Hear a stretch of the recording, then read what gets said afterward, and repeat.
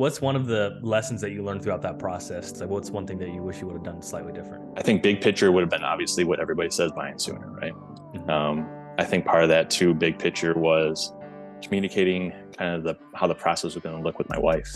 She was definitely on board with the process ahead of time, was all for purchasing land, but I didn't do a good job of kind of, I say, educating or helping her understand how that process was going to look, the speed of it, and financially what it looked like. I think I kind of took that for granted. She understood my passion for hunting and for getting outdoors and enjoying, creation, nature.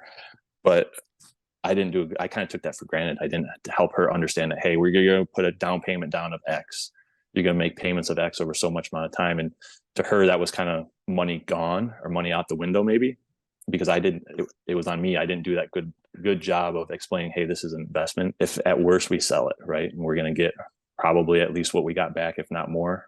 Mm-hmm. And if we didn't, it wasn't going to be much of a loss at all for giving it a shot. So I think big picture, that's something I definitely took away, learning from the process. Like I say, that was all on me on the communication part. But buying land sooner, I wish I would have done something sooner in my career. Now I look at it as an investment, but land is not an investment that I'm going to want to have to sell come retirement to be able to retire on, right?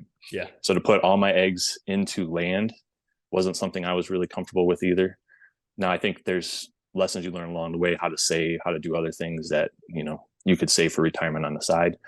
But I didn't want to have to dip into, listing my property come retirement because I needed that income for daily expenses, right? But I wish I would have done something sooner, on a smaller scale, maybe with tillable land, mm-hmm. to help do that, kind of build that equity. I also wish, specifically in terms of, I bought at a comfortable spot. I was comfortable with the payment. I was able to some of my savings I had set aside, essentially making the mortgage payment off the interest from some of those investments. But I wish I would have been more aggressive when the land to the east of me came up for sale. Mm-hmm. So there was essentially a 14-acre piece that came up for sale that would have given me access from the east. So within it would have been within 3 months of closing on the 30 acres, the parcel to my east came up for sale, and it had a house, and the house was not in good condition. It was really, from my eyes, my perspective, a liability. But I really wish I would have been way more aggressive in buying that and getting, increasing the value of my parcel by giving myself that dual access from both mm-hmm. sides, and not just from a wind perspective, right? But geographically, it really lays out in kind of two different pieces, kind of I'll say a creek bottom kind of area, and then some high ground. And this would have given me kind of that access from a timber perspective if I ever had the opportunity to pull timber, to have that access off the east. So I wish I would have been more aggressive. And I think I had set myself up to be able to do that, and I didn't pull the trigger. Mm-hmm. I'm kicking myself today because you never know when that's going to go back up for sale, right?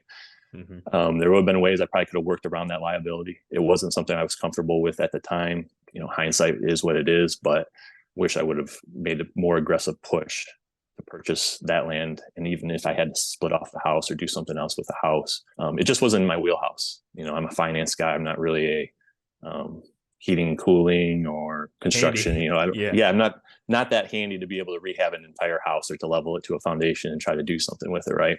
Uh-huh. But I really wish I would have been more aggressive and more creative in finding ways to pick that piece up, because I had set myself up for it.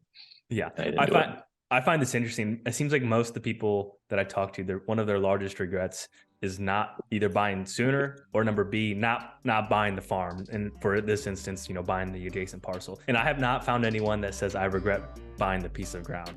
I hope you guys enjoyed this. My name is Jake Hofer, and I'm a real estate agent out of the state of Illinois, and it's my goal to help 100 people buy their first farm. Been doing that with the Land Podcast and clips like this every single Thursday and Saturday that are released here on the channel.